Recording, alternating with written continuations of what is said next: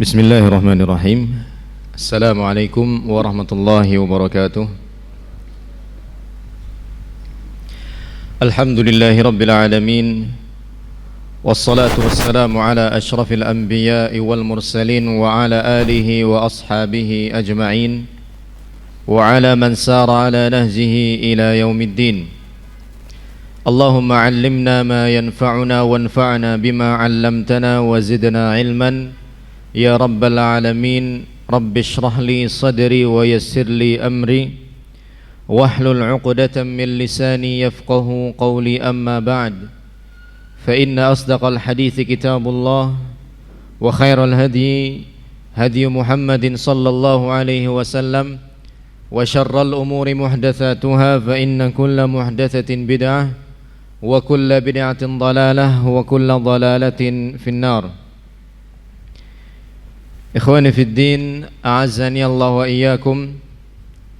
Alhamdulillah, Allah Subhanahu wa taala pertemukan kita lagi di majelis ini, dan insyaallah kita akan melanjutkan kajian kitab yang dulu sudah pernah kita selenggarakan, dan qadarullah wa ma syaa fa'al terhenti karena masa pandemi. Tapi alhamdulillah Allah Subhanahu wa taala mengembalikan kesempatan itu lagi bagi kita semua, hingga akhirnya hari ini kita bisa duduk bersama di majelis ini lagi untuk kembali melanjutkan kajian tersebut. Kajian dengan kitab Yaumun fi Baitir Rasul sallallahu alaihi wasallam karya Syekh Abdul Malik bin Muhammad bin Abdurrahman Al-Qasim. Sehari di kediaman Rasulullah sallallahu alaihi wasallam. Dan tentunya ketika kita berada atau membayangkan berada di dalam kediaman beliau sallallahu alaihi wasallam, kita ingin belajar langsung bagaimana keseharian beliau, bagaimana interaksi beliau sallallahu alaihi wasallam, utamanya dengan keluarga beliau, utamanya dengan orang-orang terdekat beliau, yang kemudian menjadi qudwah hasanah bagi kita semua. Jadi bukan sekedar tahu kemudian oh begitu lantas tidak diamalkan, bukan demikian.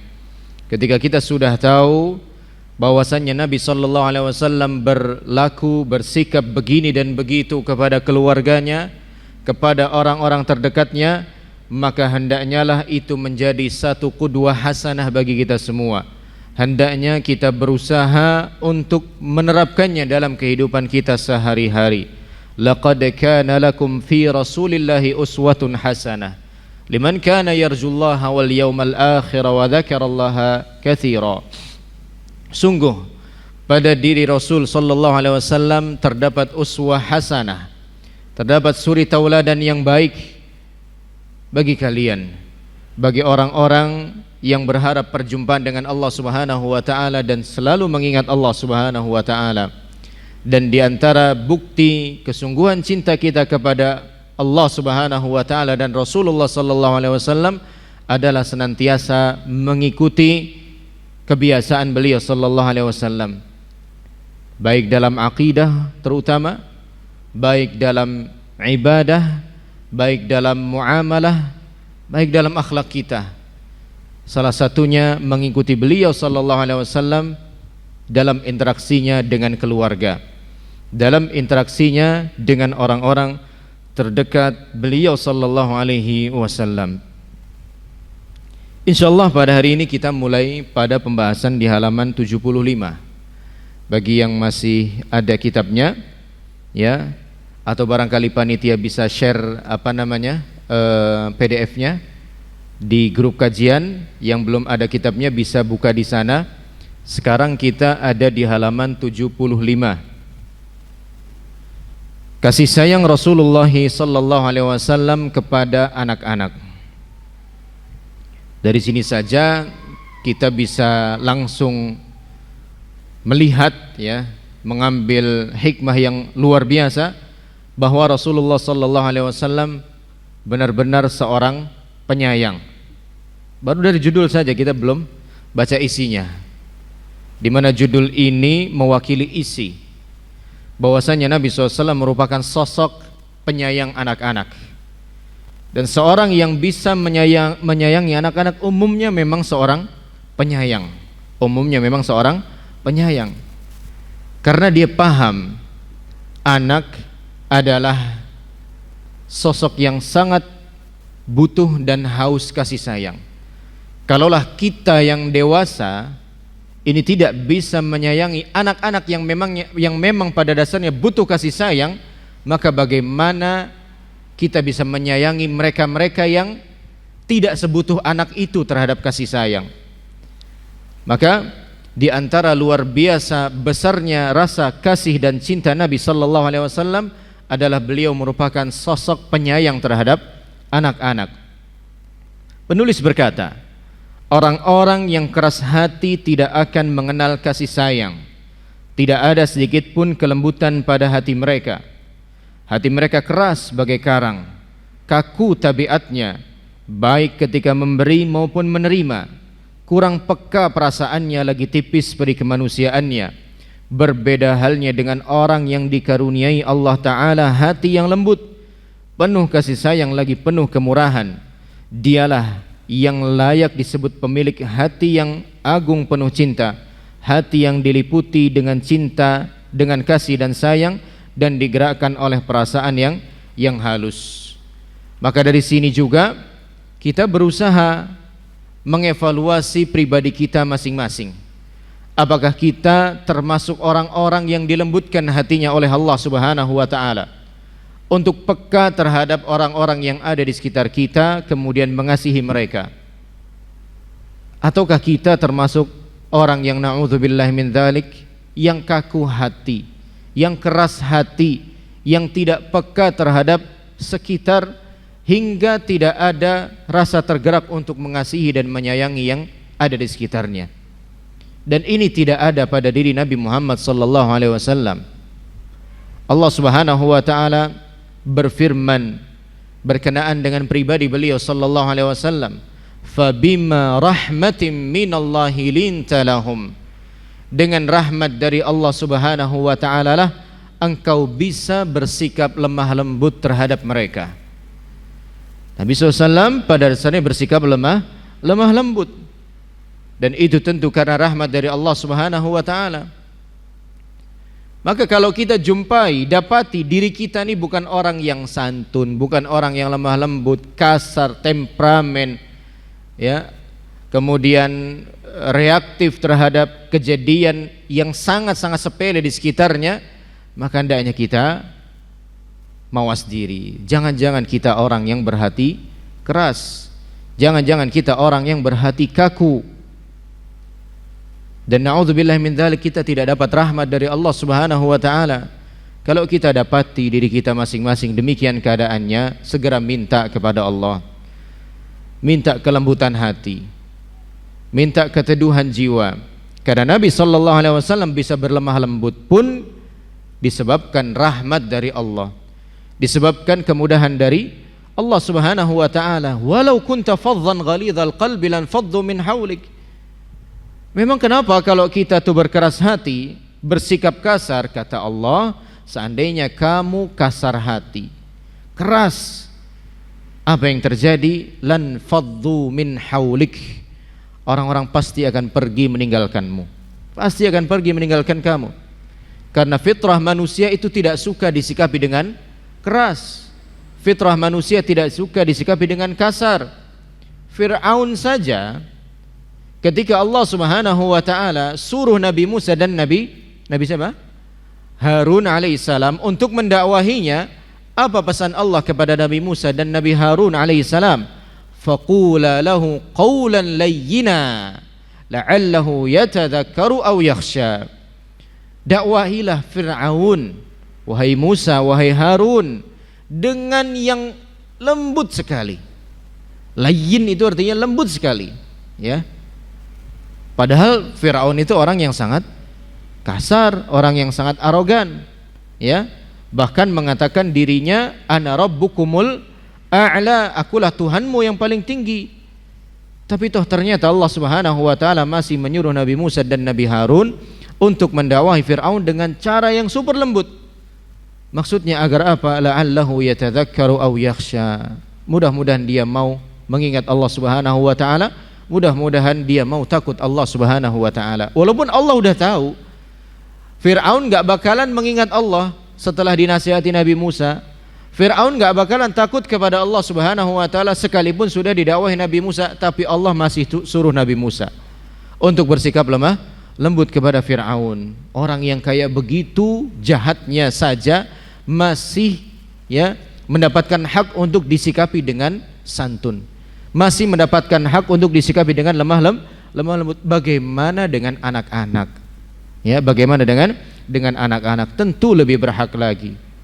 Mereka adalah orang-orang yang belum banyak tahu, masih banyak belajar, masih meraba ini dan itu, hingga mereka pun dari sini kita bisa menyimpulkan dan memahami lebih berhak untuk mendapatkan sikap lemah lembut dari kita dibandingkan orang-orang semacam Fir'aun dan yang semisalnya. Dari Anas bin Malik radhiyallahu anhu, ia berkata, Rasulullah sallallahu alaihi wasallam pernah membawa putra beliau yang bernama Ibrahim, kemudian beliau mengecup dan menciumnya sebagai bentuk tanda kasih sayang terhadap putra beliau yang bernama Ibrahim tersebut. Seorang bapak, seorang ayah, kalau ingin berwibawa di hadapan anaknya, dihormati oleh anaknya, tidak harus bersikap kasar, tidak harus juga bersikap galak, enggak harus. Dan anak insya Allah tanpa dibegitukan pun atau disikapi begitu pun, akan bisa belajar bahwasannya dia harus menghormati bapaknya, bahwasannya dia harus menghormati ayahnya. Dan kita bisa menjumpai sosok-sosok ayah yang demikian, yang tidak perlu galak, yang tidak perlu marah-marah, akan tapi ternyata subhanallah anak-anaknya sangat menghormatinya, karena bapak itu benar-benar menjalankan fungsinya sebagai orang tua, tahu bagaimana harus bersikap dan menyikapi kesalahan, kekeliruan yang dilakukan oleh anaknya, hingga anaknya pun menaruh rasa hormat kepada bapaknya. Maka demikianlah salah satu contoh, dan contoh yang lain masih banyak sekali dari Nabi SAW. Bahkan Nabi SAW suatu ketika pernah dikabari oleh seorang yang bernama Al-Aqra bin Habis, bahwasanya dia memiliki sekitar 8 atau 9 anak, tapi dia tidak pernah sekalipun mencium mereka. Sebagai seorang ayah, dia tidak pernah bermain, bercanda dengan anak-anaknya. Kemudian Nabi SAW mengatakan apa kepada Aqra bin Habis, dan ini pesan buat kita semua. Beliau mengatakan, man la yarham la yurham. Siapa saja yang tidak mengasihi, tidak akan dikasihi. Siapa saja yang tidak menyayangi, tidak akan disayangi. Maka kalau kita ingin mendapatkan hormat atau wibawa di hadapan anak-anak, tidak harus bersikap kasar kepada mereka yang membuat mereka justru lari dari kita. Takut itu berbeda dengan rasa hormat. Hendaknya kita menjadikan Nabi sallallahu alaihi wasallam sebagai teladan utama dalam hal ini dan hal-hal yang lainnya. Kasih sayang tersebut tidak hanya terkhusus bagi kerabat beliau, bahkan kepada anak-anak yang lain pun demikian. Bahkan beliau curahkan juga bagi segenap anak-anak kaum muslimin. Asma bintu Umais radhiyallahu anha, istri Ja'far bin Abi Talib. Ja'far bin Abi Talib ini berarti dengan Nabi sallallahu alaihi wasallam posisinya sebagai sepupu, karena Abu Talib, ayahnya Ja'far, adalah pamannya Nabi sallallahu alaihi wasallam. Ja'far bin Abi Talib. Istrinya menuturkan, Rasulullah sallallahu alaihi wasallam datang menjengukku, mengunjungiku. Beliau memanggil putra-putri Ja'far. Aku melihat beliau mencium mereka hingga menetes air mata beliau. Aku bertanya kepada Rasulullah SAW, wahai Rasulullah, apakah terjadi sesuatu pada suamiku Ja'far? Ya, ini pasca perang, kemudian selesai perang dan Ja'far gugur di medan perang tersebut. Rasulullah kembali menemui keluarga Ja'far. Kemudian Rasulullah SAW menjawab, sudah, dia telah gugur pada hari ini. Mendengar berita itu pun kami menangis. Kemudian beliau pergi sambil berkata, buatkanlah makanan bagi keluarga Ja'far, karena telah datang berita musibah yang memberatkan mereka. Di sini Nabi SAW ya tidak langsung mengabari ya bapak kalian sudah meninggal dunia, gugur sebagai seorang syahid fi sabilillah, akan tapi mendatangi anak-anak tersebut satu persatu, mencium mereka, mengasihi mereka, memeluk mereka, dan itu sudah menjadi satu isyarat yang jelas akan berita yang hendak disampaikan oleh Nabi sallallahu alaihi wasallam akan bahwasannya bapak mereka yaitu Ja'far telah gugur sebagai seorang syahid fi sabilillah. Ya, dan ini lagi-lagi terjadi bukan hanya pada anak keturunan beliau tapi juga pada kerabat beliau. Artinya beliau tidak pilih-pilih dalam menyayangi anak-anak. Tidak harus anak kandung, bahkan keponakan pun, bahkan anak-anak sahabat yang lain pun tetap disayangi dan dikasihi oleh Rasulullah sallallahu alaihi wasallam. Ketika air mata Rasulullah sallallahu alaihi wasallam menetes menangisi gugurnya para syuhada tersebut, Sa'ad bin Ubadah radhiyallahu anhu bertanya, wahai Rasulullah sallallahu alaihi wasallam, Anda menangis?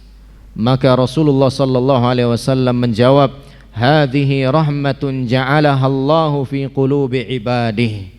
Air mata ini merupakan salah satu bentuk kasih sayang Allah Subhanahu wa taala yang Allah titipkan pada hati setiap hambanya. Wa innama yarhamullahu min ibadihi ruhama, dan sesungguhnya Allah hanya akan menyayangi hambanya yang juga menyayangi hamba yang lain. Maka ya air mata yang menetes sebagai bentuk kasih sayang kepada anak tidak mengurangi wibawa seorang ayah sedikit pun.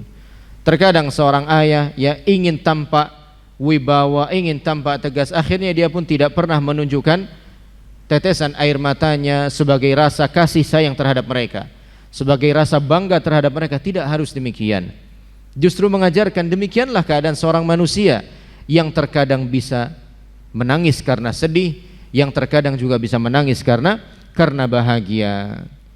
Ketika air mata Rasulullah sallallahu alaihi wasallam menetes disebabkan kematian putra beliau yang bernama Ibrahim, Abdurrahman bin Auf radhiyallahu ta'ala anhu bertanya kepada beliau, apakah Anda juga menangis wahai Rasulullah sallallahu alaihi wasallam? Maka beliau menjawab, ya bna Auf, wahai putra Auf, innaha rahmatun. Air mata ini adalah ungkapan kasih sayang, atsba'aha ukhra, diiringi dengan tetesan air mata yang berikutnya. Wa qala innal 'aina la tadma' wa innal qalba la yahzan wa la naqulu illa ma yurdi rabbana wa inna li firaqika ya Ibrahim lamahzunun. Sesungguhnya mata pasti berlinang, hati pasti bersedih, akan tapi kami tetap tidak akan mengucapkan kata-kata yang tidak mendatangkan ridha Allah Subhanahu wa taala. Dan kami sungguh bersedih atas kepergianmu wahai Ibrahim. Ya, ini menggambarkan atau menjelaskan kepada kita betapa Nabi sallallahu alaihi wasallam begitu mencintai anak-anak. Ya, dalam hal ini putra beliau Ibrahim yang meninggal dunia saat beliau masih hidup. Akhlak Rasulullah sallallahu alaihi wasallam yang begitu agung memotivasi kita untuk meneladaninya dan menapaki jejak langkah beliau. Pada zaman sekarang ini curahan kasih sayang terhadap anak-anak serta menempatkan mereka pada kedudukan yang semestinya sangat langka kita temukan. Padahal mereka adalah calon pemimpin keluarga esok hari. Mereka adalah cikal bakal tokoh masa depan dan cahaya fajar yang dinanti-nanti. Kejahilan dan keangkuhan, dangkalnya pemikiran serta sempitnya pandangan menyebabkan hilangnya kunci pembuka hati terhadap para bocah dan anak-anak. Sementara Rasulullah sallallahu alaihi wasallam kunci pembuka hati itu ada di tangan dan lisan beliau. Coba lihat, Rasulullah sallallahu alaihi wasallam senantiasa membuat anak-anak senang kepada beliau. Mereka menghormati dan memuliakan beliau. Hal itu tidaklah mengherankan karena beliau menempatkan mereka pada kedudukan yang tinggi. Setiap kali Anas bin Malik melewati sekumpulan anak-anak, ia pasti mengucapkan salam kepada mereka kemudian berkata, demikianlah yang dilakukan oleh Rasulullah sallallahu alaihi wasallam. Artinya, ya, bagaimana kualitas diri seseorang ketika dewasa itu sudah mulai ditentukan ketika dia masih anak-anak. Ini Anas nih. Anas bin Malik itu kan dihibahkan oleh ibunda beliau untuk menjadi pelayan Nabi sallallahu alaihi wasallam semenjak masih anak-anak. Hingga sedari anak-anaknya Anas bin Malik, ya, sedari kecilnya Anas bin Malik, Anas sudah menyaksikan bagaimana Rasulullah SAW berlaku, bagaimana Rasulullah SAW bersikap, termasuk bagaimana Rasulullah SAW bersikap kepada anak-anak, hingga hal tersebut pun membekas pada diri Anas saat Anas sudah dewasa, saat Anas sudah tua, dan memberikan contoh kepada yang lain seraya berkata, beginilah, demikianlah yang dilakukan oleh Rasulullah sallallahu alaihi wasallam ketika berjumpa dengan anak-anak, ya. Dan Anas mendapat itu sedari kecil. Ketika Anas bin Malik radhiyallahu taala anhu masih hidup bersama Nabi sallallahu alaihi wasallam, dan ketika Nabi sudah wafat, sudah meninggal dunia, Anas tumbuh menjadi pribadi dewasa, menjadi orang dewasa. Ternyata apa yang dia jumpainya ketika hidup bersama Nabi SAW selalu membekas dalam diri beliau radhiyallahu ta'ala anhu, ya. Dan dalam hadis yang lain Anas juga pernah bercerita ketika diperintahkan oleh Rasulullah SAW untuk melakukan ini dan itu, kemudian namanya anak-anak, ya, kadang teledor, kadang nggak fokus. Anas ya juga melakukan hal yang dilakukan oleh anak-anak, disusul oleh Nabi sallallahu alaihi wasallam. Kemudian Nabi hanya tersenyum ketika mendapati Anas sedang bermain bersama teman-temannya, padahal Rasulullah perintahkan dia untuk melakukan sesuatu. Kemudian Anas mengatakan, Nabi nggak pernah tuh bilang kepadaku, kenapa kamu nggak gini aja, kenapa kamu nggak begitu aja, kenapa kok kamu begitu sih? Bahasa mudahnya seperti itu, nggak pernah menyalah-nyalahkan seperti itu. Tapi Nabi SAW mengarahkan kepada yang lebih bijak, kepada yang lebih efektif, ya. Dan kita sebagai orang tua pasti mengalami hal-hal yang demikian, ya. Yang rumah diacak-acak, yang makanan minuman ditumpahkan oleh anak-anak, entah sengaja entah nggak sengaja. Nggak jarang hal-hal tersebut, ya, menjadi satu pembuktian, ya, apakah kita sudah bisa meladani Rasulullah SAW ataukah belum, ya. Jangan hanya karena makanan minuman yang tumpah yang tidak seberapa, ya, kemudian anak-anak kita jadi korban kemarahan kita. Kita marah-marahi mereka, ya, kita hardik mereka, kita bentak mereka, bahkan nggak jarang kita pukul mereka. Mereka menangis, kemudian kita menyesal, kemudian kita minta maaf. Adakah mereka pergi meninggalkan kita? Nggak ada. Mereka terima permintaan maaf kita, mereka terima pelukan kita. Anak-anak kan kayak begitu, ya.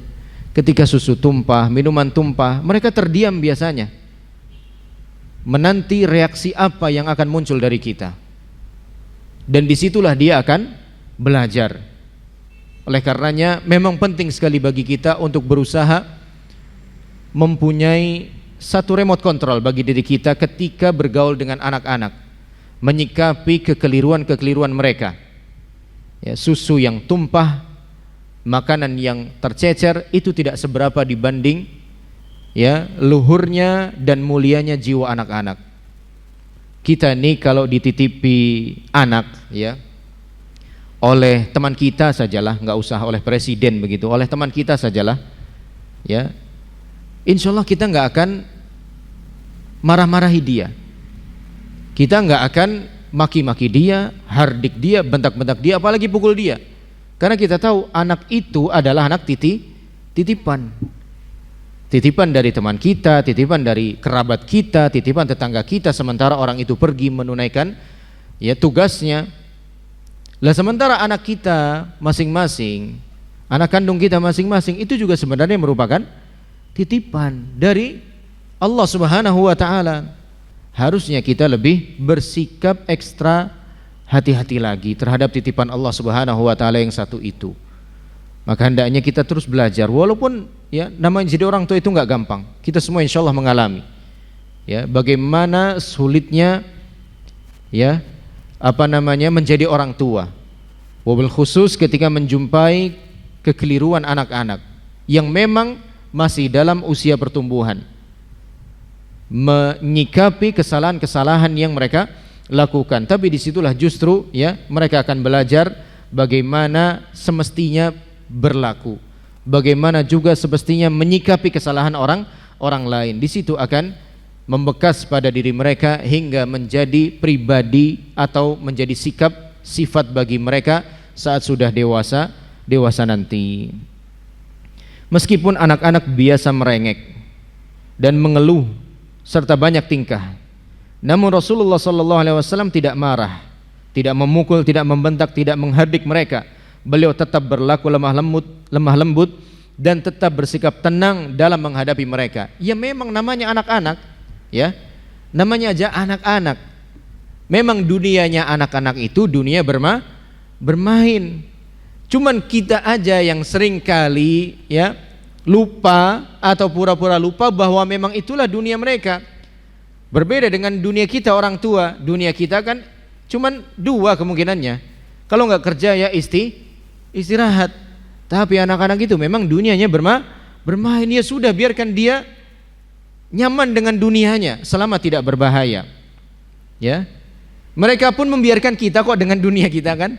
Ya, kita kerja, ya udah dibiarin kerja, paling ngerengeknya kerja lagi sih Bi, ya. Kapan liburnya? Udah begitu selesai kita tinggal ya tinggal selesai, nggak ada mereka marah-marah sama kita, ya. Mereka ngambek sama kita, nggak ada. Tapi kok kita yang udah bisa berpikir lebih rasional, sulit menerima mereka dengan dunianya. Harusnya lebih mudah menerima mereka dengan dunianya. Dunia mereka, dunianya anak-anak adalah dunia bermain. Dan dari bermain itulah mereka bisa belajar menjadi lebih hati-hati, menjadi lebih baik lagi, ya.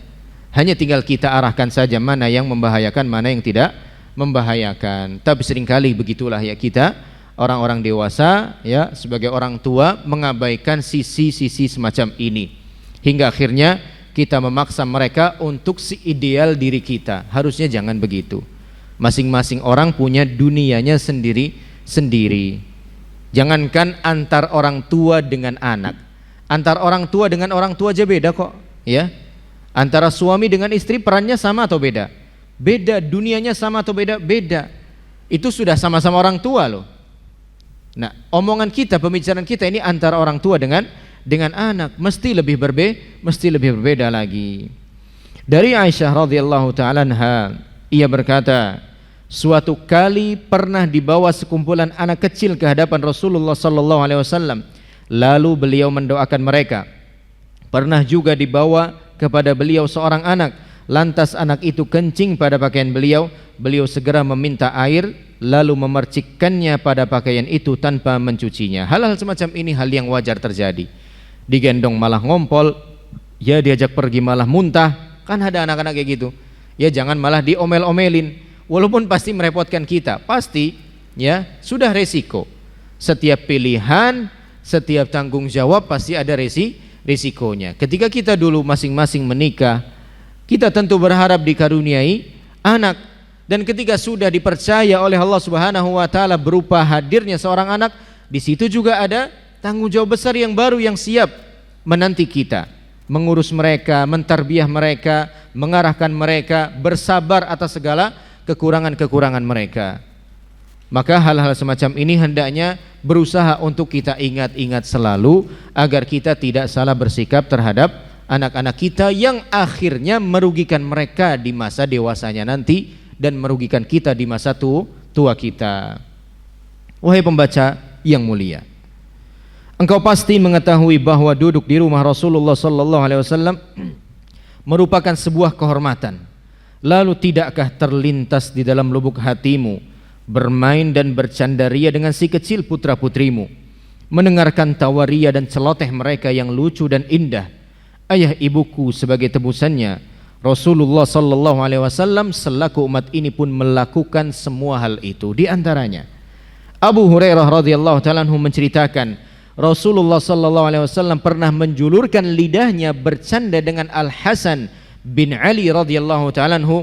Ia pun melihat merahnya lidah beliau, lalu ia segera menghambur menuju beliau dengan riang gembira, mau main sama Hasan. Hasan ini putra atau cucu beliau, sallallahu alaihi wasallam dari Ali bin Abi Thalib yang menikah dengan putri beliau yang bernama Fatimah radhiyallahu taala anha. Mau bermain, ya enggak bilang ya saya ini udah tua ya, malulah main sama bocah, begitu enggak, ya.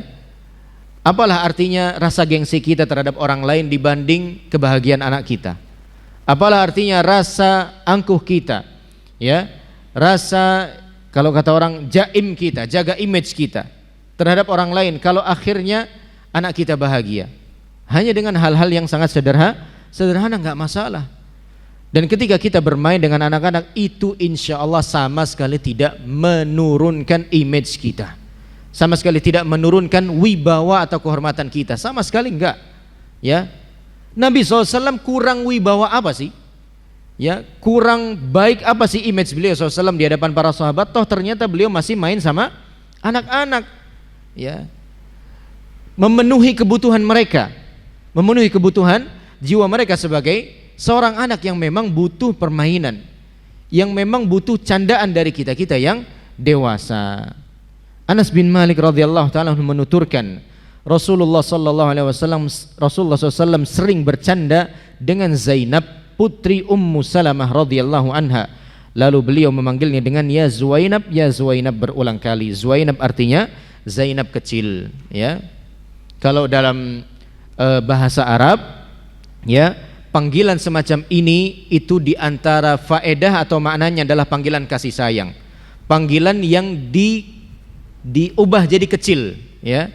Misalnya Zainab jadi Zuwainab, Umar jadi Umair, ya, misalnya Abdun jadi Ubaid, ya, Uai, Rafi' jadi Ruwaifi', ya. Ini dalam bahasa Arab, kaidah bahasa Arab, di antara fungsinya adalah sebagai bentuk panggilan kasih sayang, ya.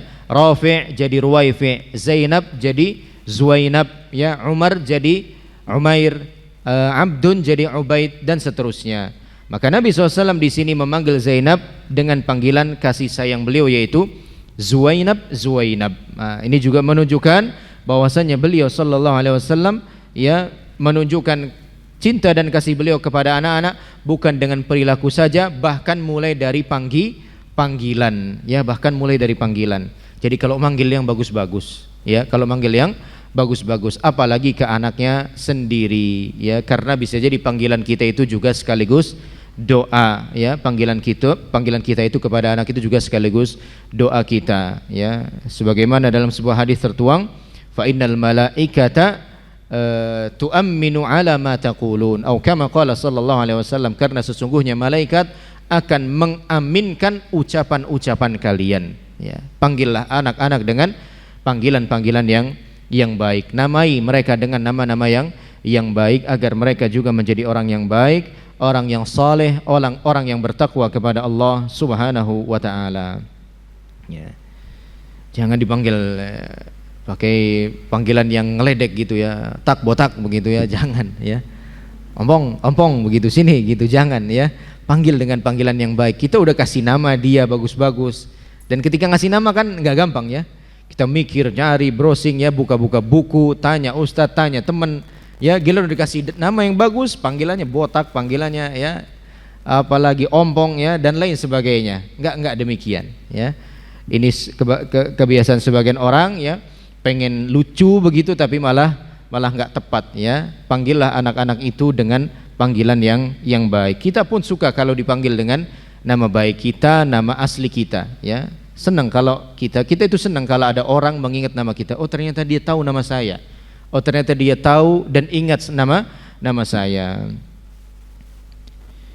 Mahmud bin Ar-Rabi' radhiyallahu anhu mengungkapkan, aku masih ingat Rasulullah sallallahu alaihi wasallam menyemburkan air dari sebuah ember pada wajahku.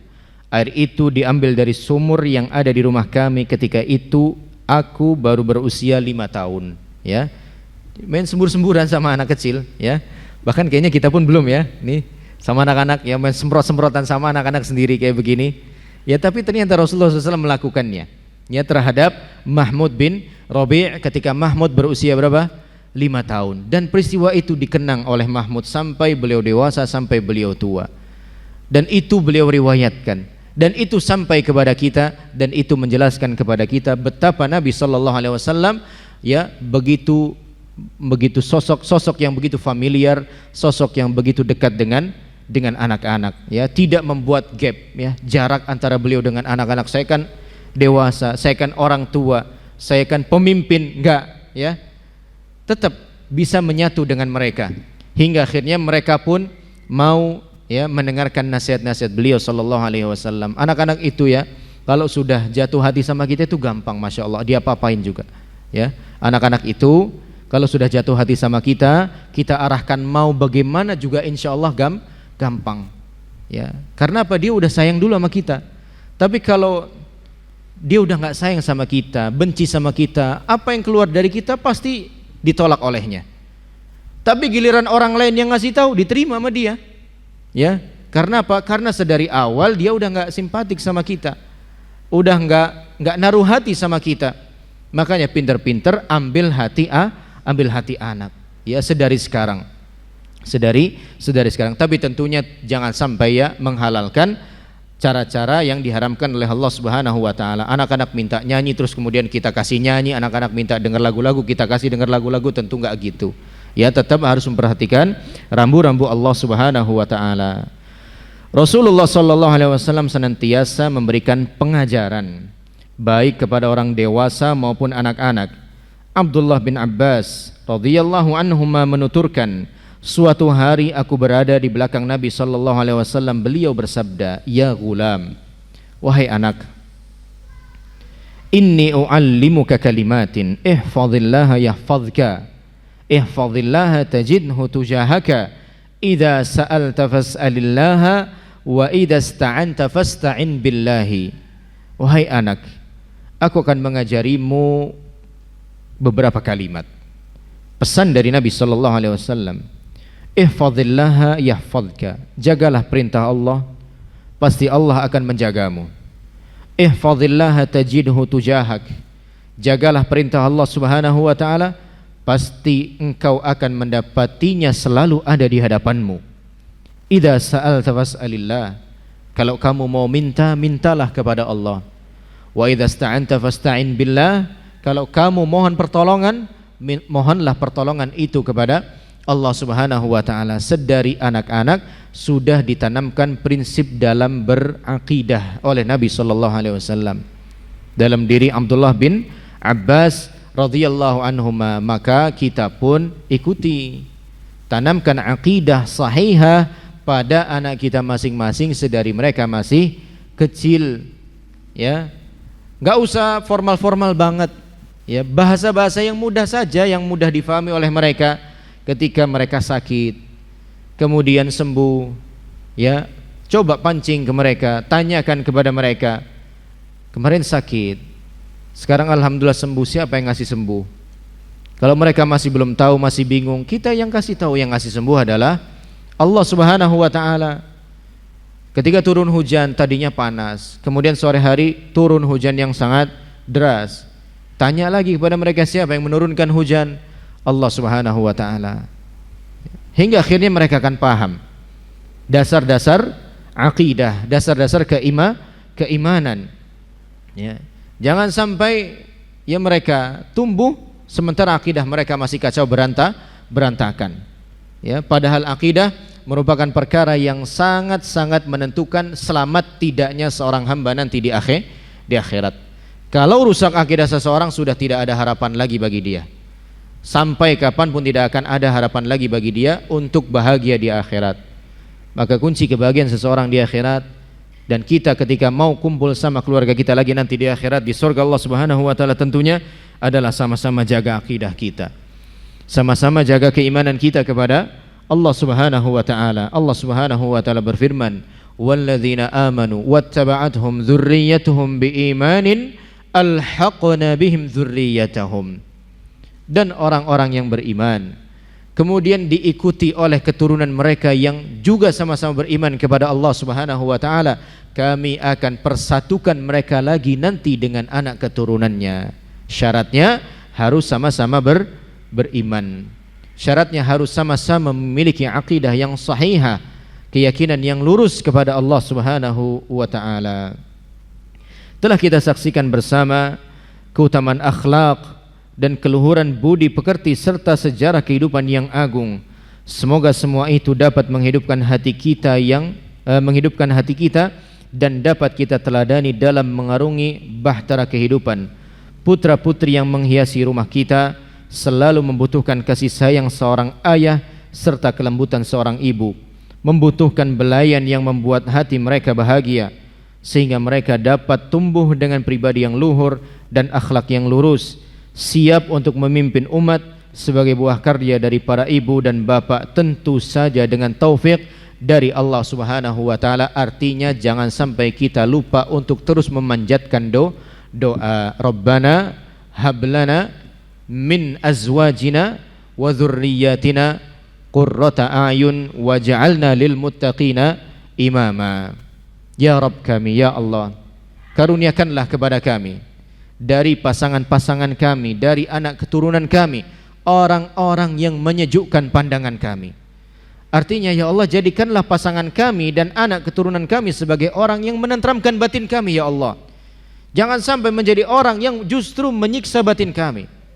Ada orang-orang yang kayak begitu, yang justru tersiksa batinnya oleh pasangan dan anak-anaknya. Ada orang yang kayak begitu. Makanya Nabi SAW dalam sebuah hadisnya berdoa juga kepada Allah Subhanahu wa taala, Allahumma inni a'udzubika min jaris su. Ya Allah, aku berlindung kepadamu dari tetangga yang buruk yang selalu menggangguku.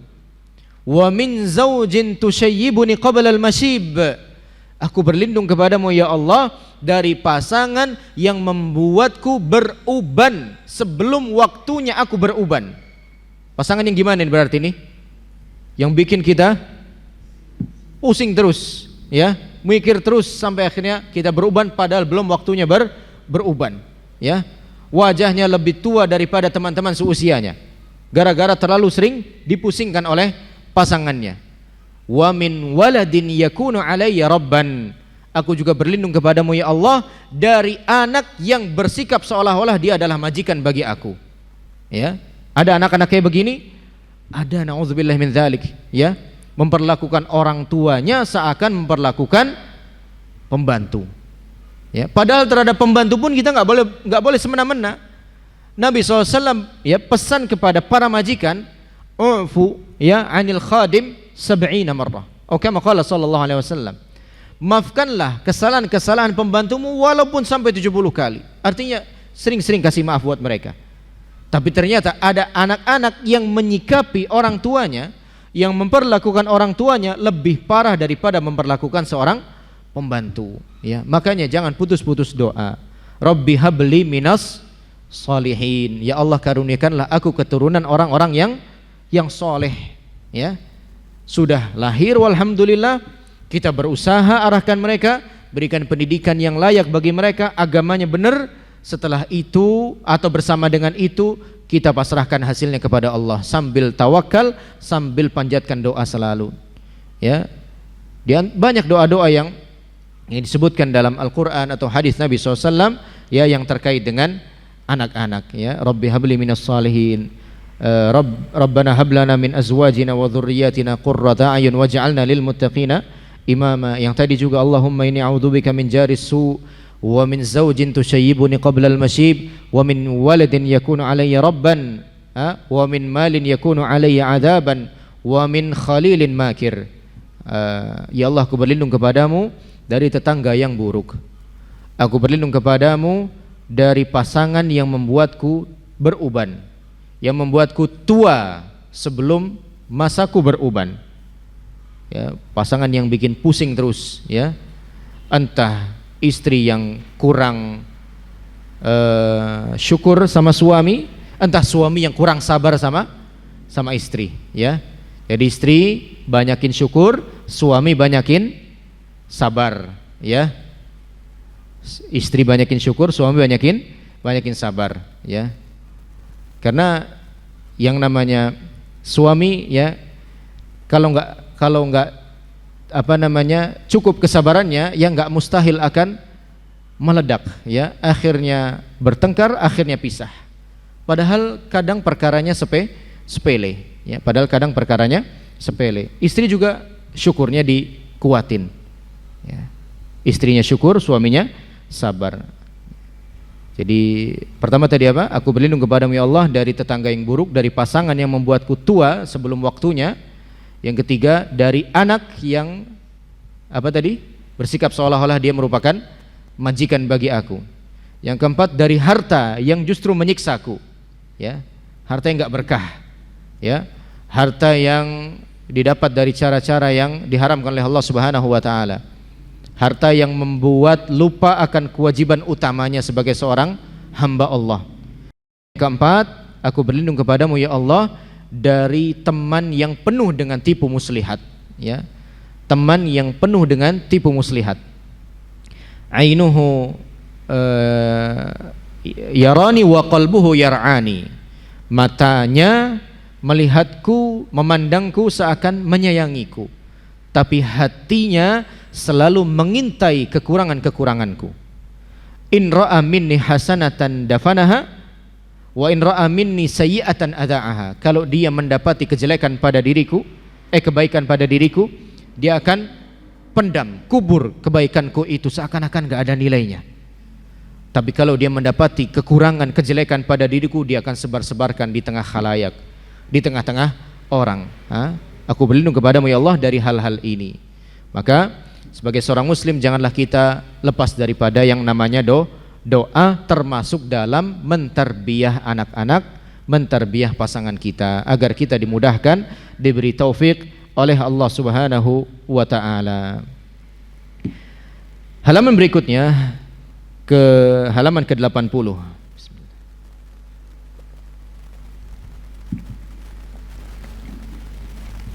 Merampas dan mengambil hak orang lain. Judulnya afwan, kehalusan, lemah lembut dan kesabaran Rasulullah sallallahu alaihi wasallam. Merampas dan mengambil hak orang lain dengan paksa merupakan ciri orang-orang zalim dan jahat, ya. Bahkan dijadikan sebagai barometer buruknya akhlak seseorang oleh Nabi sallallahu alaihi wasallam. Syarrun nas, seburuk-buruk orang, kata Nabi SAW, adalah orang yang ditakuti oleh orang lain karena kejahatannya. Ada dia, hati-hati, kuncinya diamankan, dompetnya diamankan, HP-nya diamankan, dia udah datang, ya.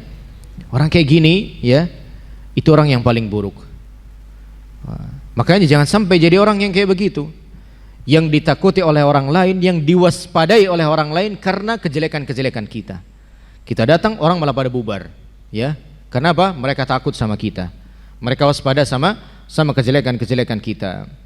Rasulullah SAW telah memancangkan pondasi-pondasi keadilan dan pembelaan bagi hak setiap orang agar mendapatkan dan mengambil hak yang dirampas.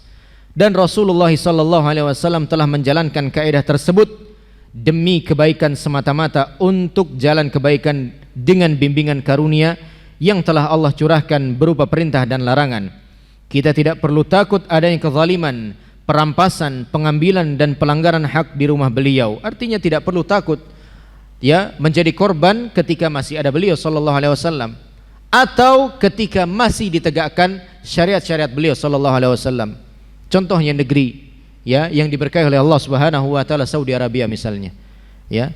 Kita kalau ada di sana kita nyaris enggak takut sama terjadinya kejahatan. Kenapa? Karena di sana menerapkan syariat beliau sallallahu alaihi wasallam. Padahal beliau sudah meninggal belum? Sudah meninggal. Beliau sudah meninggal, yang tersisa tinggal apanya? Syariatnya. Yang tersisa tinggal ajarannya. Tapi orang-orang hidup berada dalam keamanan, berada dalam ketentraman, ya. Mesin ATM, ya, kalau di sana itu ya cuma nempel tembok gitu aja, nggak ada bilik khusus, ya, penutup sama sekali. Kalau kita mah udah bilik khusus, ada spionnya kanan kiri pula kan, buat ngelihat yang orang belakang kita nih, jangan-jangan masuk tiba-tiba nih. Udah gitu tangan masih tutup-tutupin begini, ya. Banyak ya cara-cara kejahatan di tempat kita, ya. Tentu bukan berarti kita sedang merendah-rendahkan pemerintahan kita, enggak sama sekali, ya. Tapi kita sedang melihat sebuah negeri yang menerapkan syariat Rasulullah SAW, di mana mereka sama sekali tidak mengkhawatirkan terjadinya kejahatan seperti ini, ya. Kemudian perampasan, pengambilan hak dan seterusnya. Begitu dikumandangkan azan, ya, di sana toko-toko tutup, semuanya bergegas menuju masjid. Dan kalau toko tutup di sana itu jangan dibayangkan ditutup pakai rolling door, kemudian dikunci, digrendel pakai gembok, enggak sama sekali. Cuma sebatas ditutup pakai kain selembar, itu pun tipis. Ibaratnya orang kalau emang niat mau nyuri, tinggal singkap kainnya, ambil barangnya, bisa. Tapi enggak ada yang melakukan begitu. Karena apa? Mereka semua tahu konsekuensinya bagi seorang pencuri, ya, karena di sana diterapkan syariat Rasulullah sallallahu alaihi wasallam, ya. Teman anak pun cerita begitu, ya, pernah kerja di sana, pernah dipanas-panasi, ya, dipancing emosinya gitu oleh orang Bangladesh kalau nggak salah. Ya, sebenarnya ingin sekali meladeni tantangannya itu, tapi dia ingat hukumannya, ya. Kalau saya meladeni orang ini kemudian saya sampai melukainya, saya pun akan dihukum balik. Saya patahkan giginya, nanti gigi saya juga akan dipatahkan oleh pemerintah. Akhirnya dia pun milih untuk nahan diri, ya. Begitulah ketika syariat Rasulullah SAW sudah diterapkan, sudah dilaksanakan, semua akan merasakan keadilan, semua akan merasakan keamanan karena syariat yang dibawa oleh Rasulullah SAW, hukum yang dibawa oleh Rasulullah SAW adalah hukum dan syariat yang berasal dari Allah Subhanahu Wa Taala. Allah tahu mana yang baik buat hambanya, mana yang pas buat hambanya, mana yang buruk buat hambanya, mana yang enggak pantas buat hambanya. Allah itu benar-benar tahu. Dan ketika Allah Subhanahu wa taala menentukan sebuah syariat, menentukan sebuah hukum, itu Allah enggak punya kepentingan sama sekali. Dalam ketentuan hukum itu, dalam ketentuan syariat itu Allah enggak punya kepentingan sama sekali. Artinya Allah enggak ngambil untung di sana. Tapi kalau hukum yang dibuat manusia itu enggak lepas daripada intervensi kepentingan-kepentingan golongan tertentu, orang-orang tertentu, hingga akhirnya hukum pun bisa dipermainkan, hukum pun bisa ditarik ulur sesuai kekuatan masing-masing orang. Siapa yang kuat dialah yang menang. Tapi tidak demikian dengan hukum Allah dan syariat Allah Subhanahu wa taala. Aisyah radhiyallahu taala anha menuturkan tentang kehalusan, kelemah lembutan dan kesabaran beliau sallallahu alaihi wasallam. Ma daraba Rasulullah sallallahu alaihi wasallam syai'an qattun biyadihi. Rasulullah sallallahu alaihi wasallam tidak pernah sama sekali memukul seorang pun dengan tangannya. Walam ra'atan wala khadiman, tidak pernah pula memukul pelayan, tidak pernah pula memukul wanita, illa an yujahida fi sabilillah, kecuali beliau sedang berjihad di jalan Allah. Yang namanya jihad ya harus mukul, ya. Yang namanya jihad ya harus menyerang. Kalau nggak nyerang mau ngapain di jihad? Ya, ngobrol begitu, bercanda, nggak mungkin. Ya, jihad memang medannya pertempuran. Jadi wajar kalau sampai Rasulullah SAW memukul, wajar kalau Rasulullah SAW sampai melukai. Namanya saja sedang jihad. Wa man nila minhu syai'un qattun fayantaqimu min sahibihi illa an yuntahaka syai'un min maharimillahi ta'ala fayantaqimu lillahi ta'ala. Rasulullah SAW juga tidak pernah membalas suatu aniaya yang ditimpakan orang lain atas dirinya selama orang itu tidak melanggar kehormatan Allah.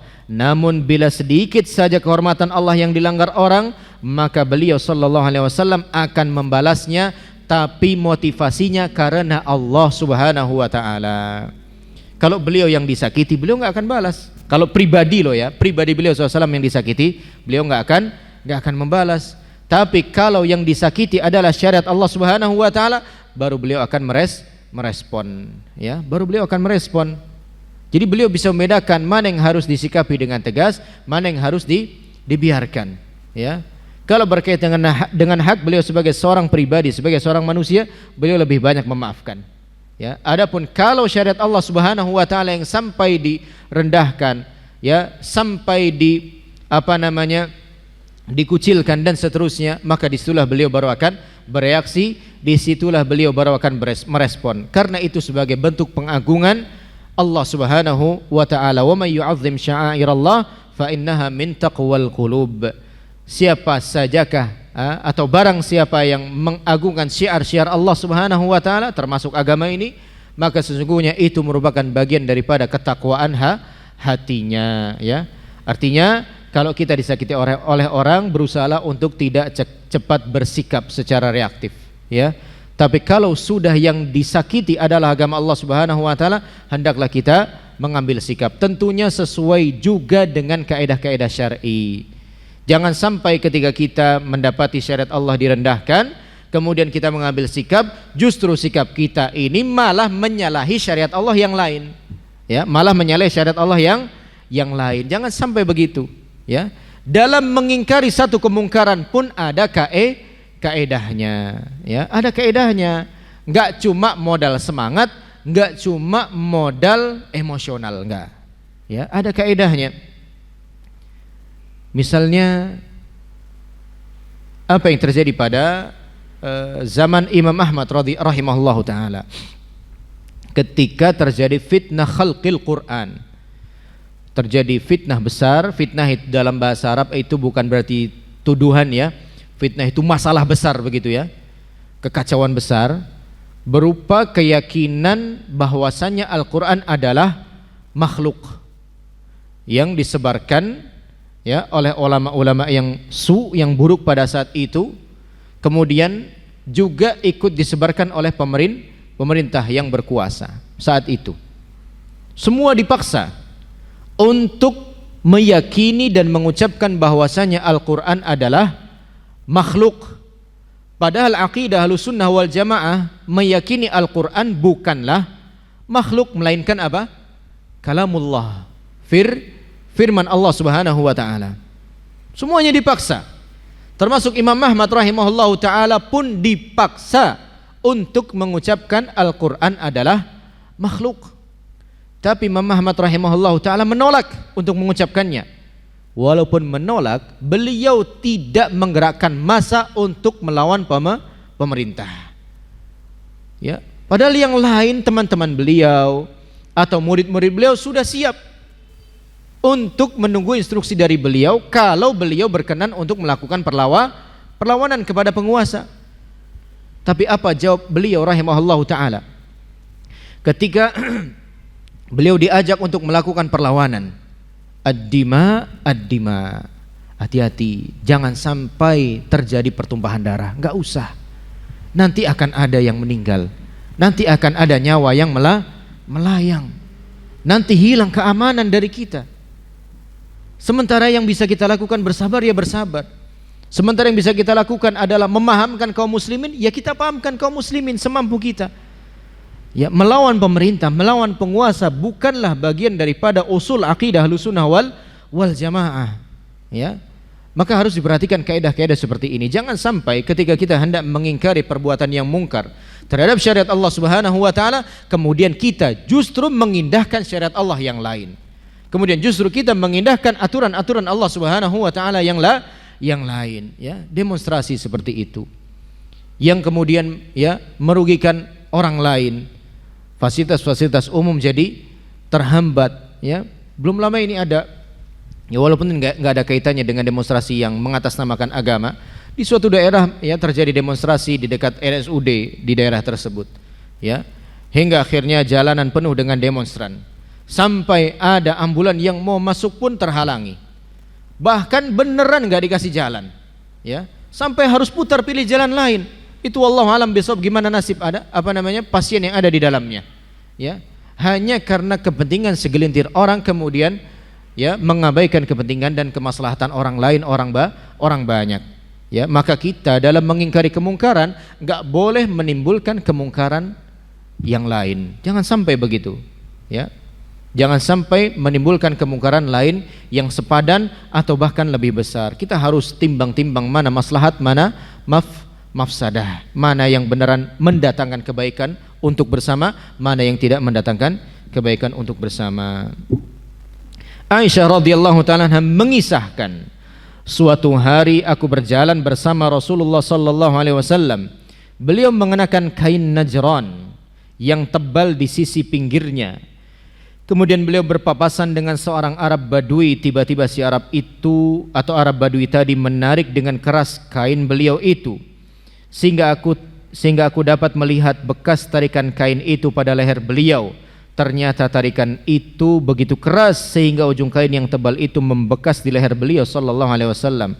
Si Arab Badui itu berkata, "Wahai Muhammad, berikanlah kepadaku sebagian yang kamu miliki dari harta Allah. Beliau lantas menoleh kepadanya sambil tersenyum, lalu beliau pun mengabulkan permintaannya. Padahal sakit kan ya?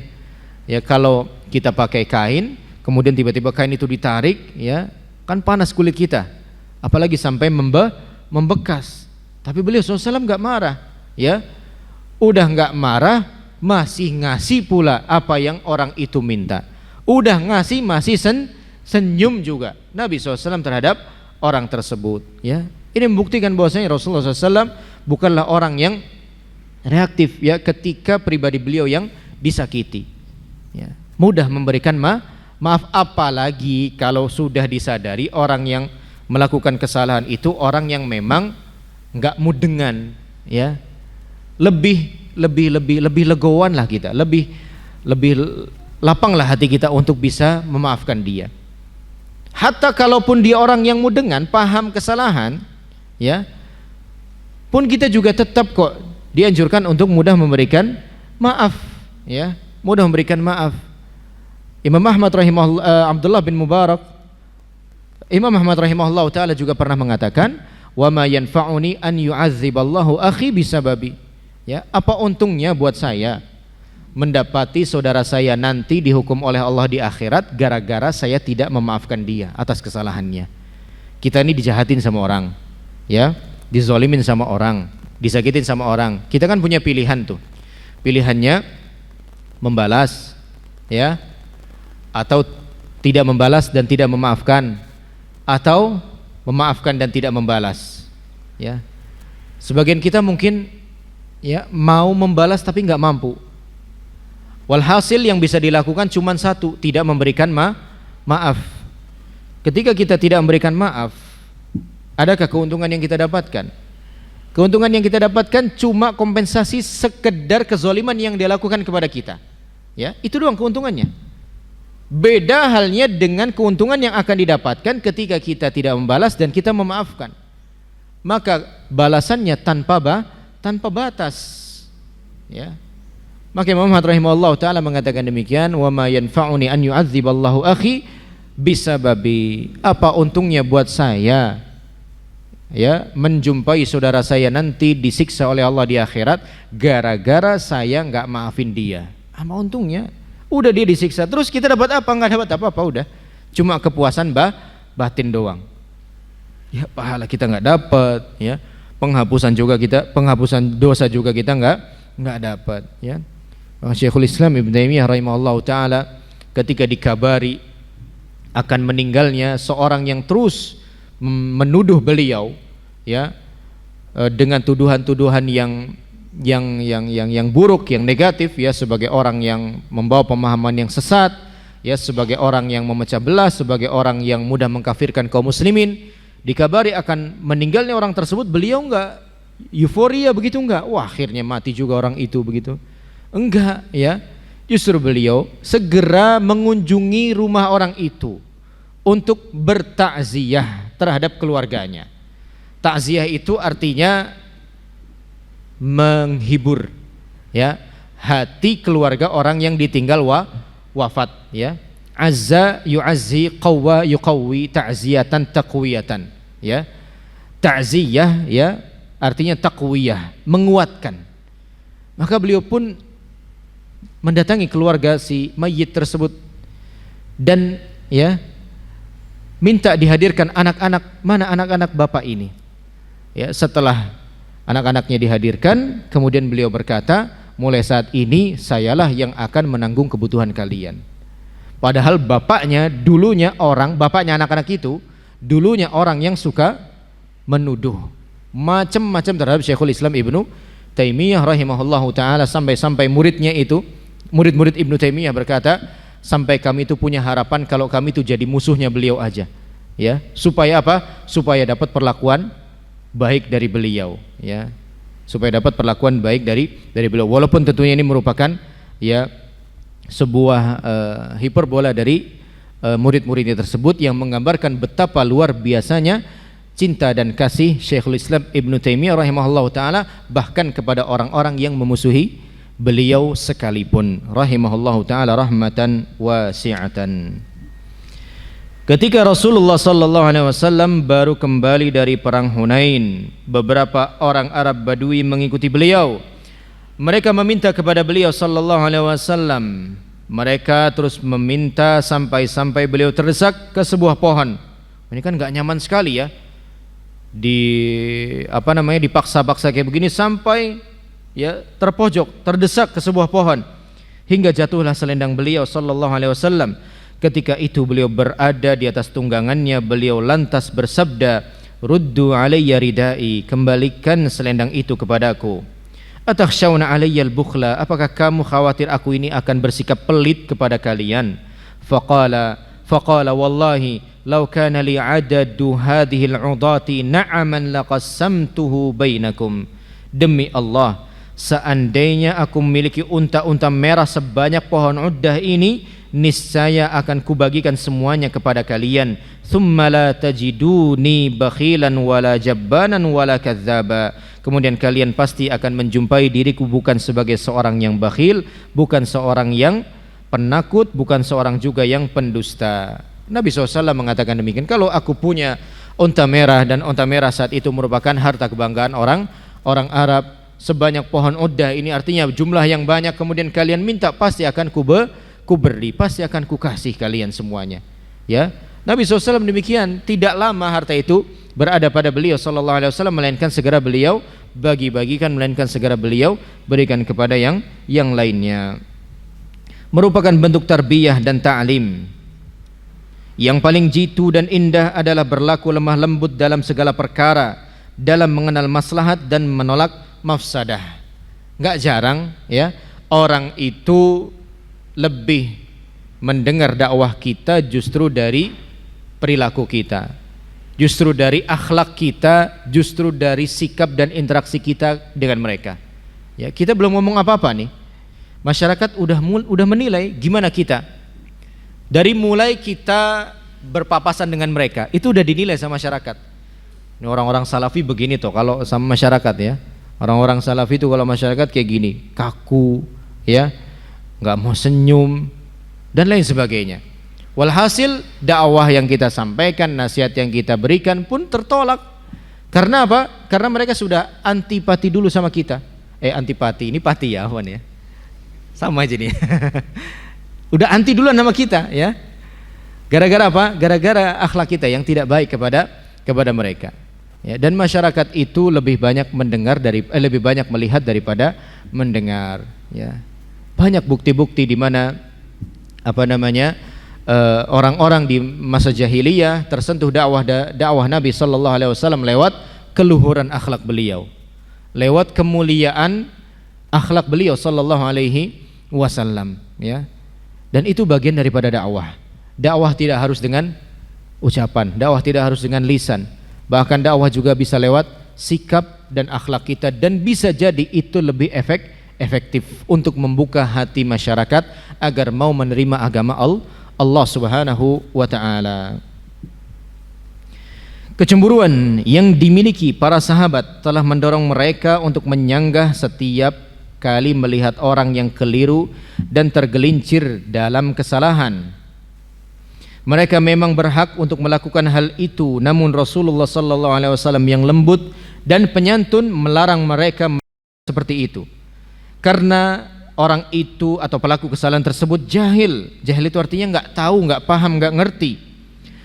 Dan karena mudarat yang timbul yang dibalik yang lebih besar itu. Tentu saja perilaku Rasulullah SAW lebih utama untuk diteladani. Ya, contohnya ini kisah di paragraf berikutnya tentang seorang Arab Badui yang buang air kecil di mana? Di masjid ya. Sahabat-sahabat langsung bereaksi ketika menjumpai seorang yang buang air kecil di masjid ya. Tapi Nabi SAW enggak. Justru Nabi SAW tahan para sahabat, bukan tahan orang yang pipis tadi, bukan. Da'uhu, zaruhu, biarkan dia menyelesaikan hajatnya dulu ya. Setelah tadinya mau dihentikan oleh para sahabat, Nabi SAW tahan para sahabat, jangan, biarin. Setelah selesai, barulah Nabi SAW perintahkan para sahabat untuk membawa air satu ember dan disiramkan dari bekas najisnya tersebut, dan barulah orang itu dipanggil oleh Nabi SAW dan dinasihati. Sesungguhnya masjid ini tidak layak untuk hal semacam itu. Ini adalah tempat untuk zikrullah, mengingat Allah, untuk tilawatul Quran, untuk melaksanakan sholat dan seterusnya. Arab Badui itu akhirnya pun paham. Dan sebenarnya yang membuat dia paham bukan hanya sebatas indahnya untaian kalimat Nabi SAW, tapi bagaimana cara Nabi SAW merespon kesalahannya. Ya, bagaimana cara Nabi SAW merespon kesalahannya. Sampai setelah selesai perbincangan antara Nabi SAW dengan Arab Badui tadi, apa yang Arab Badui tadi bilang? Allahumma arhamni wa Muhammadan wa la tarham ma'ana ahadan. Setelah selesai dia dinasihati oleh Nabi SAW, dia berkata, ya Allah, rahmatilah aku dan Muhammad, dan jangan rahmati orang-orang ini. Orang-orang gak usah dirahmati, ya Allah. Mereka kasar nih, ya, galak sama saya nih, ya. Ini saking apa tersentuhnya Arab Badui tadi terhadap cara Nabi SAW merespon kesalahannya. Namanya Arab Badui, ya. Barangkali belum paham bahwasanya itu merupakan masjid, barangkali belum paham bahwasanya itu merupakan tempat ibadah, mungkin saja, ya. Artinya kalau kita jumpai sebuah kesalahan dari seorang muslim, ya, dari anak kita juga, kita balik ke pembahasan yang tadi. Coba yang pertama carilah uzur dulu, ya. Barangkali dia nggak tahu, barangkali dia belum paham, barangkali dia nggak ngerti, barangkali dan barangkali lainnya, ya. Barangkali dia terpaksa, ya, udah nggak tahan lagi, akhirnya dia buang air kecil di pinggiran tol, ya. Lagi mudik begitu, lalu itu si fulan itu kencing di pinggir tol, gimana itu, ya. Dia bukannya aktivis masjid, ya, bukannya ikhwan dakwah, kita kok pipis di pinggiran tol. Kasih uzur dulu, ya. Barangkali dia udah nggak tahan, nunggu rest area masih terlalu jauh, ya.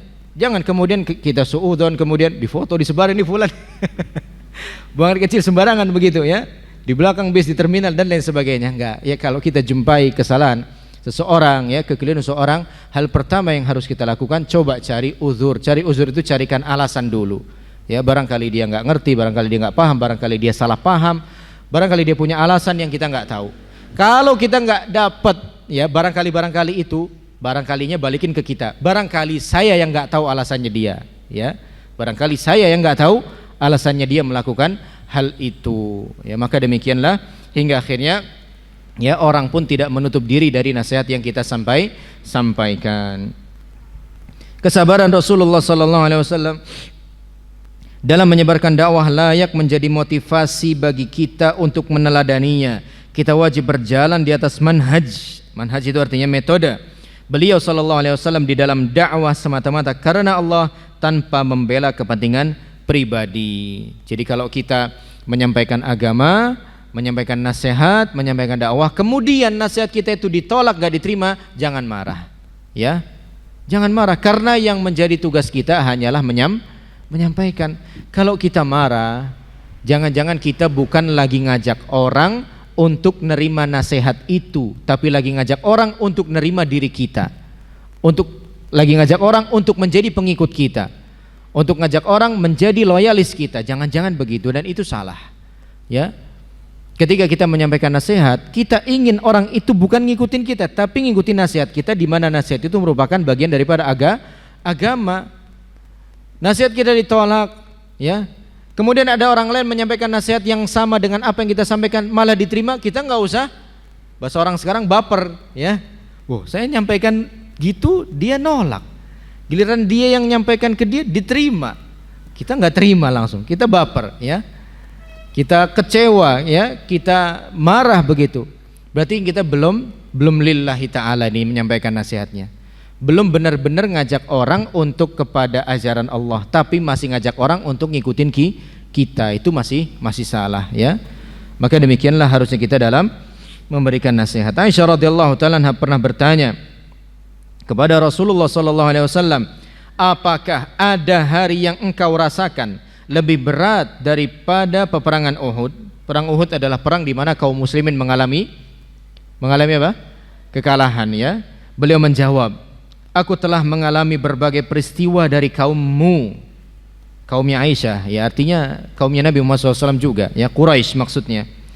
Yang paling berat kurasakan adalah pada hari Aqabah, ketika aku menawarkan dakwah ini kepada Abdu Yalail bin Abdi Kalal, namun dia tidak merespon keinginanku.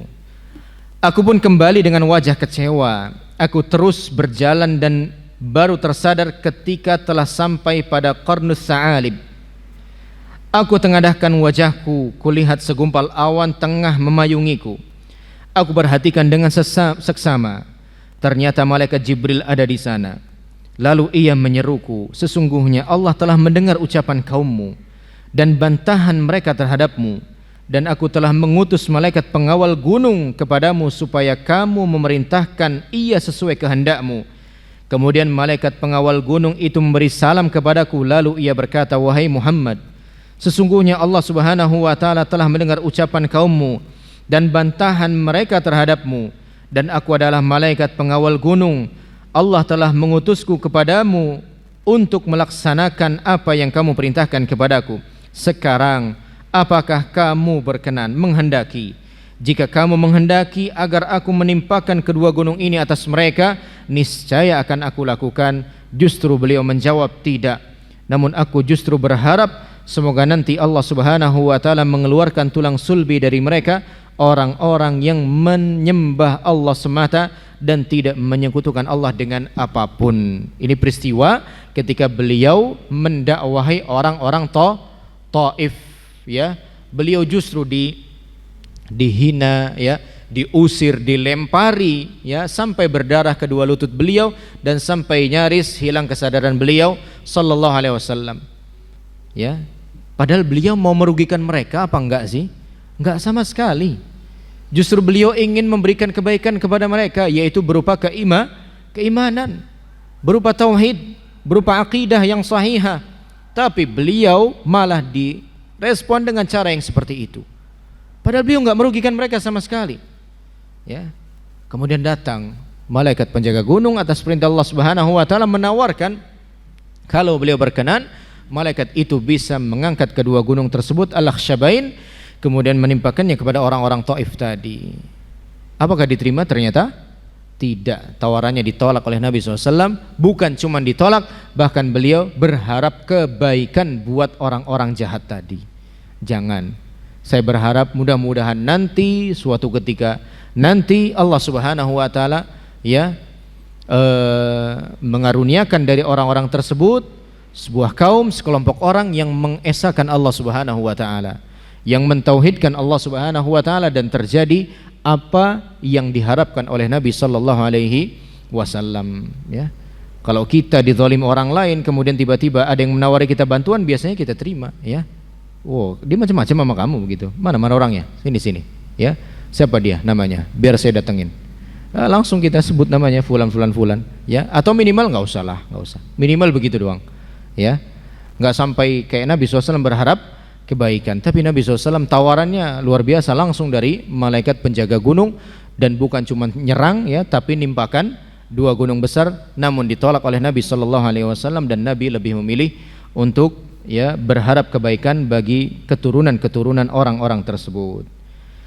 Pada hari ini seringkali kita lihat sebagian orang yang bersikap terburu-buru dalam berdakwah, berharap dapat segera memetik hasil, hanya membela kepentingan pribadi yang justru hal itu merusak dakwah dan mengotori keikhlasan. Oleh sebab itu berapa banyak kelompok-kelompok dakwah yang gagal karena individu-individunya tidak memiliki kesabaran dan ketabahan. Jadi ini, ya, termasuk bagian daripada fiqhud dakwah, ya, daripada pemahaman terhadap metode dakwah, bahwasanya ketika kita berdakwah atau mengajak orang lain untuk, ya, belajar, sama-sama belajar agama Allah Subhanahu wa taala, yang kita ajak bukanlah untuk gabung sama kelompok kita. Yang kita ajak bukan untuk gabung sama grup kita, sama majelis kita, bukan. Yang kita ajak adalah bagaimana dia mau belajar Islam yang sahih, belajar sunnah yang sahihah. Di sini nggak apa-apa, di sana juga nggak apa-apa. Yang penting Islam yang sahih, yang penting akidah yang sahihah, yang penting sunnah yang sahihah berdasarkan manhaj para sahabat Nabi sallallahu alaihi wasallam, ya. Jadi kita ini hanya mensaranai saja, memfasilitasi saja. Orang mau ambil silahkan, tidak, ya nggak apa-apa. Yang penting bagaimana mereka mau belajar agama. Yang penting bagaimana mereka mau terus mengkaji syariat-syariat Allah Subhanahu wa taala kemudian mengamalkannya. Ya. Setelah bersabar dan berjuang selama bertahun-tahun, barulah terwujud apa yang diciptakan oleh Rasulullah SAW. Dalam sebuah syair disebutkan, bagaimanakah mungkin dapat diimbangi seorang insan terbaik yang hadir di muka bumi? Semua orang yang terpandang tidak akan mampu mencapai ketinggian derajatnya. Semua orang yang mulia tunduk di hadapannya. Para penguasa timur dan barat rendah di sisinya. Abdullah bin Mas'ud radhiyallahu ta'ala anhu mengungkapkan, sampai sekarang masih terlintas dalam ingatanku saat Rasulullah SAW mengisahkan seorang nabi yang dipukul kaumnya hingga berdarah. Nabi itu mengusap darah pada wajahnya seraya berkata, Allahumma ighfir liqaumi fa innahum la ya'lamun. Ya Allah, ampunilah kaumku karena mereka orang yang tidak paham, orang yang enggak tahu. Maafkanlah mereka, kata para nabi-nabi tersebut sebelum Nabi Muhammad SAW, dan ini pun diteladani oleh Rasulullah SAW. Ini cerita yang agak panjang tapi subhanallah nih, berikut ini nih. Pada suatu hari ketika Rasulullah SAW tengah melayat satu jenazah, datanglah seorang Yahudi yang bernama Zaid bin Su'nah menemui beliau untuk menuntut hutangnya. Yahudi itu menarik ujung gamis dan selendang beliau sambil memandang dengan wajah yang bengis. Dia berkata, ya Muhammad, lunasilah hutang-hutangmu kepadaku, dengan nada yang kasar. Melihat hal itu Umar pun marah. Ia menoleh ke arah Zaid si Yahudi sambil mendelikkan matanya seraya berkata, hei musuh Allah, apakah engkau berani berkata dan berbuat tidak senonoh terhadap Rasulullah SAW? Demi zat yang telah mengutusnya dengan membawa kebenaran, seandainya bukan karena menghindari teguran beliau SAW, niscaya sudah kutebas lehermu dengan pedangku. Sementara Rasulullah SAW memperhatikan reaksi Umar radhiyallahu anhu dengan tenang, beliau berkata, wahai Umar, saya dan dia lebih membutuhkan perkara yang lain, yaitu nasihat, daripada sikap seperti ini. Yaitu engkau anjurkan kepadaku untuk menunaikan hutangnya dengan baik, dan engkau perintahkan dia juga untuk menuntut hutangnya dengan cara yang baik pula. Wahai Umar, bawalah dia dan tunaikanlah haknya, serta tambahlah dengan 20 sa' kurma. Nabi SAW ya ternyata tidak mengiyakan sikap Umar, padahal orang Yahudi itu telah menyakiti pribadi Rasulullah SAW. Ya, enggak, Umar udah habisin aja orang itu sekalian begitu, ya, atau usir dia. Ya, telah bersikap tidak sopan, telah bersikap lancang. Tidak demikian Rasulullah SAW bersikap. Justru apa? Rasulullah mengatakan, yang lebih kami butuhkan itu bukan sikap kayak gini, tapi nasihat. Tolong nasihati saya untuk segera melunasi hutang, tolong nasihati dia untuk baik dalam menuntut hutangnya. Melihat Umar radhiyallahu ta'ala menambah 20 sa' kurma, Zaid si Yahudi itu bertanya, wahai Umar, tambahan apa ini? Umar radhiyallahu ta'ala menjawab, Rasulullah SAW memerintahkanku untuk menambahkan ini sebagai ganti kemarahanmu. Si Yahudi itu berkata, wahai Umar, apakah engkau mengenalku? Umar menjawab, tidak. Memang siapa engkau ini? Umar bertanya, aku adalah Zaid bin Su'nah, jawabnya. Apakah Zaid si pendeta itu? Tanya Umar lagi. Benar, katanya. Umar lantas berkata, apakah yang mendorongmu untuk berbicara dan bertindak seperti itu terhadap Rasulullah SAW, wahai Zaid? Zaid menjawab, wahai Umar, tidak satu pun tanda-tanda kenabian kecuali aku pasti mengenalinya melalui wajah beliau setiap kali aku memandangnya. Tinggal 2 tanda yang belum aku buktikan, yaitu apakah kesabarannya dapat memupus tindakan jahil, dan apakah tindakan jahil yang ditujukan kepadanya justru semakin menambah kemurahan hatinya. Dan sekarang aku telah membuktikannya. Aku bersaksi kepadamu, wahai Umar, bahwa aku rela Allah sebagai Rabbku, Islam sebagai agamaku, dan Muhammad sallallahu alaihi wasallam sebagai nabiku. Dan aku bersaksi kepadamu bahwa aku telah menyedekahkan sebagian hartaku untuk umat Muhammad sallallahu alaihi wasallam. Umar berkata, ataukah untuk sebagian umat Muhammad saja? Sebab hartamu tidak akan cukup dibagikan untuk seluruh umat Muhammad sallallahu alaihi wasallam. Zaid mengatakan, ya, untuk sebagian umat Muhammad sallallahu alaihi wasallam. Zaid kemudian kembali menemui Rasulullah SAW dan menyatakan kalimat syahadat, asyhadu an la ilaha illallah, asyhadu anna Muhammadar Rasulullah. Ia pun beriman dan membenarkan Rasulullah SAW sebagai utusan Allah Subhanahu wa taala. Ya, orang Yahudi yang bersikap demikian, tapi yang disikapi enggak pantas bukan agamanya Allah, melainkan pribadinya Rasulullah SAW. Namun Rasulullah SAW tetap menyikapinya dengan tenang, tidak tergesa-gesa, dan itu sudah menjadi pesan beliau SAW. Ya, At-ta'anni minar rahman, al-ajalatu minasyaiton, wat-ta'anni minar rahman. Ketergesa-gesaan, keburu-buruan itu datangnya dari syaitan. Sementara ketenangan datangnya dari Allah Subhanahu wa taala. Dan ternyata ketenangan Nabi sallallahu alaihi wasallam membuahkan hasil. Yaitu apa? Masuk Islamnya si Yahudi ini. Ya, masuk Islam si Yahudi ini. Ya, Nabi SAW di sini dakwahin Islam enggak? Masuk Islamlah kamu begitu. Enggak. Nabi hanya menunjukkan syariat Islam, hanya menunjukkan syiar Islam, menunjukkan ajaran Islam kepada si Yahudi ini. Ternyata ajaran itu menyentuh hatinya. Dan ternyata dia berhasil melakukan pembuktiannya itu kepada Nabi SAW, walaupun sebenarnya tidak pantas dia begitu, tapi namanya ya ahlul kitab demikian, hingga akhirnya membuat dia pun menentukan pilihannya untuk menjadi seorang yang beriman kepada Allah Subhanahu wa taala dan Rasulullah sallallahu alaihi wasallam. Dan momen seperti ini enggak mustahil terjadi pada diri kita. Sama anak misalnya, enggak mustahil anak kita itu kadang sengaja melakukan kekonyolan-kekonyolan untuk pengen tahu gimana kita menyikapi kesalahannya, ya. Kemudian menjadi satu alasan bagi dia, dulu aja Abi begitu kok, ya. Kok aku nggak boleh, ya. Nggak mustahil, nggak mustahil. Terutama anak-anak yang Allah Subhanahu Wa Taala karuniai apa? Kecerdasan yang lebih, ya. Nguji bapaknya, ya. Ngetes bapaknya, nggak mustahil, ya. Pengen tahu sih gimana sih bapak ini kalau saya bikin kesalahan. Hingga akhirnya itu menjadi satu apa? Kesimpulan buat dia. Oh ternyata bapak begini orangnya. Oh ternyata bapak begitu orangnya. Enggak mustahil juga itu jadi senjata buat dia ketika dia melakukan kesalahan serupa yang kita lakukan. Ya. Jadi hendaknya kita ya bersikap bijaklah, baik dalam berucap ya maupun dalam berbuat, karena semua itu akan menjadi contoh bagi orang-orang yang ada di sekitar kita, terutama keluarga kita sendiri. Ya, dan keluarga adalah orang yang paling mengenal kita, orang yang paling mengenal kita. Ya, seseorang bisa berkamuflase, ya, sekehendak apapun dia di luaran rumah, tapi kalau sudah masuk rumah dia akan menunjukkan jati dirinya yang sebenarnya. Maka istri, anaknya adalah orang yang paling mengenal dia, begitu juga orang tuanya tentunya. Khairukum li ahli wa ana khairukum li ahli. Sebaik-baik kalian adalah orang yang paling baik terhadap keluarganya, dan aku adalah orang yang paling baik terhadap keluarganya.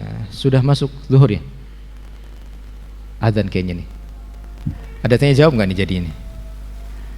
Atau cukup saja ya? Ada. Tapi sebelum diakhiri barangkali ada yang mau ditanyakan, beberapa pertanyaan saja karena sudah masuk waktu zuhur, dipersilahkan. Monggo yang mau bertanya. Sebelum masuk pertanyaan, kami umumkan untuk ibu-ibu nanti setelah adzan mohon tidak ke kamar mandi atau tempat wudhu, sehingga bapak-bapak nanti dan saudara-saudara sekalian nanti mengambil air wudhu. Nanti setelah dikumandangkan iqomah silakan untuk ke kamar mandi atau ambil air wudhu. Itu yang pertama. Kemudian kami umumkan bahwa pemasangan peredam alhamdulillah ini sudah mau selesai. Mungkin sudah berapa itu? 75% ya. Itu mudah-mudahan Allah memberi kelancaran dari apa yang kita usahakan ini. Monggo yang mau bertanya. Kalau tidak ada, siapa? Monggo. Assalamualaikum warahmatullahi wabarakatuh. Waalaikumsalam warahmatullahi wabarakatuh. Saat ini ibu saya sedang mengadakan acara tahlilan, dan kita tahu masyarakat kita di kampung ya, bagaimana sikap yang terbaik itu supaya menjaga akhlak. Ibu mau menyelenggarakan Iya. Mau mengadakan. Setelah sudah diberitahu tentunya bahwa tidak perlu begitu ya. Iya. Tapi sudah. beliau tetap mengadakan begitu ya. Iya. Ya. Pertanyaannya barangkali diulang biar semua paham pertanyaannya, bagaimana sikap kita ketika orang tua ya hendak menyelenggarakan acara peringatan kematian. Ya, peringatan kematian pada hari-hari tertentu. Walaupun atau sekalipun kita sudah menasihati beliau ya bahwasanya hal semacam itu tidak perlu dilakukan, tidak ada contohnya dari Nabi sallallahu alaihi wasallam, maka bagaimana sikap kita terhadap orang tua kita? Ya. Sikap kita terhadap orang tua kita ya tentu ya kita tidak memaksakan dakwah kita ini kepada beliau. Akan tetapi kita tetap berusaha untuk bersikap baik kepada beliau ya.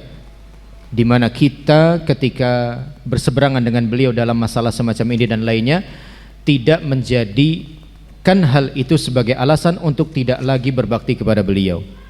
Kita datang ke rumah beliau, hanya saja kita tidak mengikuti acara itu. Barangkali saat dilaksanakannya acara kita bisa ya minggir sebentar, ya entah ke kamar, entah ke dapur, intinya kita tidak ikut serta dalam pelaksanaan acara itu, hanya saja setidaknya kita ya ada di sana ya untuk ibu kita, bukan untuk acara itu, untuk orang tua kita, bukan untuk acara itu. Dan kita tidak mengikuti acara itu tentu karena kita paham acara itu tidak ada tuntunannya dalam sunnah Nabi sallallahu alaihi wasallam. Terus bagaimana nanti dengan komentar-komentar masyarakat? Biarkan saja, nggak masalah ya. Namanya manusia itu kita nggak bisa bikin mereka semua suka sama kita ya, apalagi ketika mereka belum paham mana yang benar-benar sunnah Rasulullah sallallahu alaihi wasallam ya. Jadi begitu, kita datang ke rumah ibu bukan untuk acaranya tapi untuk memenuhi panggilan ibu kita. Kemudian nanti bagaimana dengan pelaksanaan acaranya? Ya sudah, kita minggir dulu aja ketika acara itu diselenggarakan. Ketika acara itu diadakan, kita menyingkir dulu, entah ke kamar ya, entah ke tempat yang lainnya. Intinya kita tidak ikut serta dalam acara itu, sekaligus menunjukkan ya kepada yang lain bahwasannya hal tersebut tidaklah ada tuntunannya dalam sunnah Nabi sallallahu alaihi wasallam ya. Wallahu alam bissawab.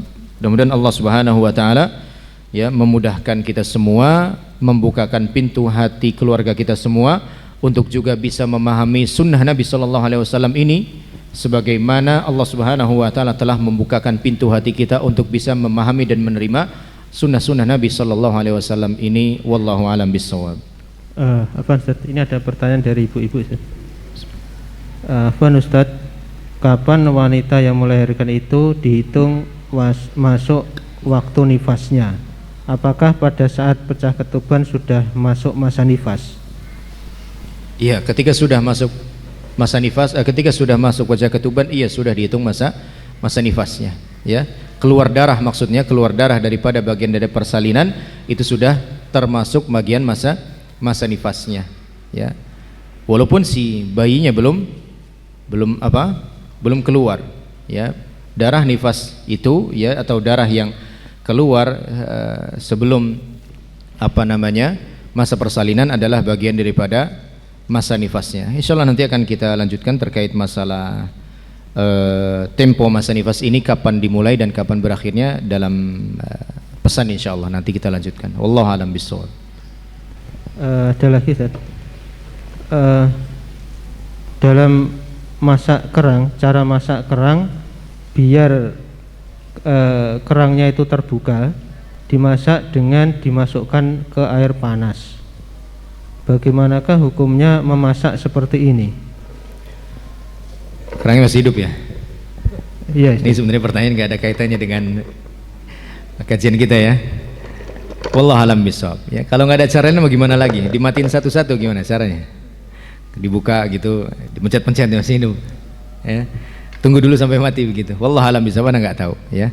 Mungkin kaitannya karena nggak boleh menyiksa ya, nggak boleh membakar makhluk Allah Subhanahu wa taala sehingga muncul pertanyaan seperti ini. Wallahu a'lam bishawab, nanti insyaallah kita lanjutkan saja di pesan singkat insyaallah. Wallahu a'lam bishawab.